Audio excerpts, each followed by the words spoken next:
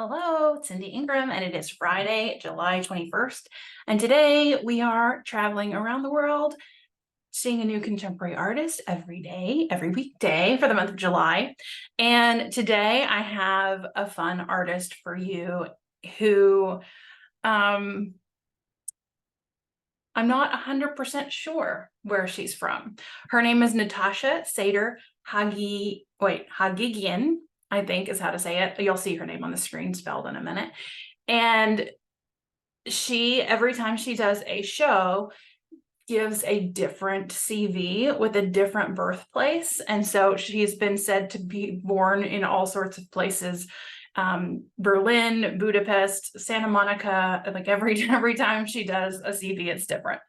And she did represent Germany in the Venice Biennale, so it's probably she's probably German, but it says Iranian-German in most places, so we're going to go with that. And knowing that she defies being pinned down, and that's actually part of her art, is her commentary on CVs and the importance of CVs and things like that. Like that's kind of her identity is part of her art as well. So as you can probably imagine, she's a conceptual artist and an installation artist, and all of her work really varies. There's a lot of different types. There's video, there's two-dimensional, there's three-dimensional. It's all just very much like she has this idea of something that she wants to comment on, and then creates an artwork to express that idea. So the media varies. So I'm only going to show you one today so we don't get too bogged down and like looking at too many things. And let me share my screen. All right, so I have chosen I Can't Work Like This by Natascha Sadr Haghighian. Again, I might not be saying that right. She's even changed her name on some of her things. For the Venice Biennale, she was Natascha Sadr Haghighian. So she's even intentionally changes the spelling of her name for her things sometimes too.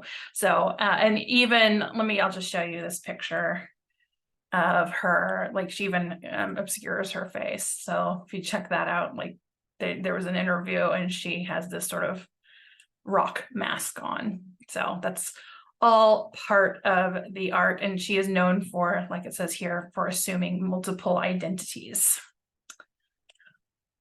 So this artwork, I want you to take a look at it and see it is a bunch of nails hammered into the wall of the gallery, and it is leaving behind the phrase, "I can't work like this," in negative space.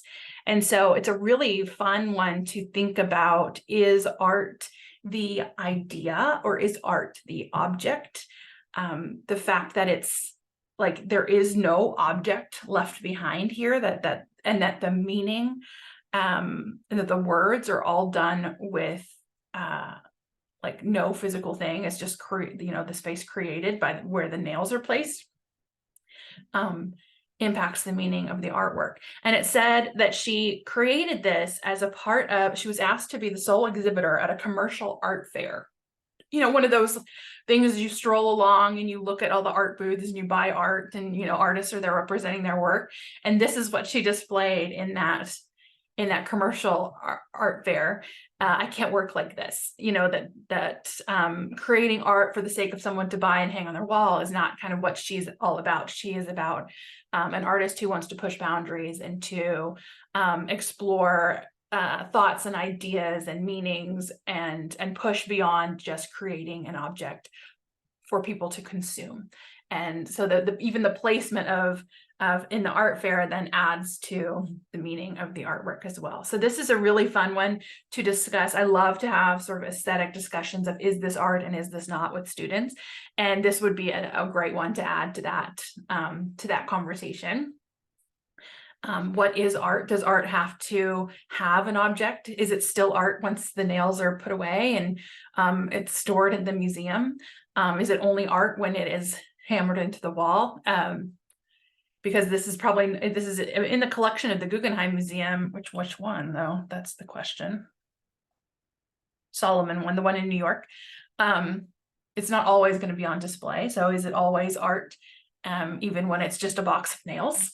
and what makes it different from the box of nails and hammers you have in your garage. I just bought a box of nails a few days ago, and I have a couple hammers. Do I have this artwork? Do I own it?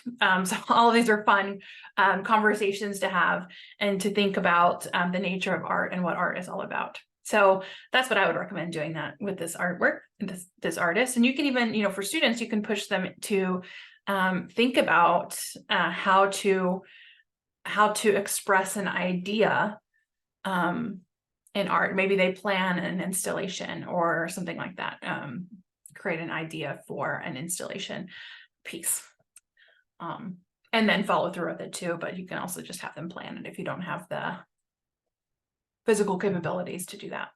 Okay, so if you're not a teacher, I hope you just enjoy thinking about this artwork and thinking about what this is all about. What is an artist?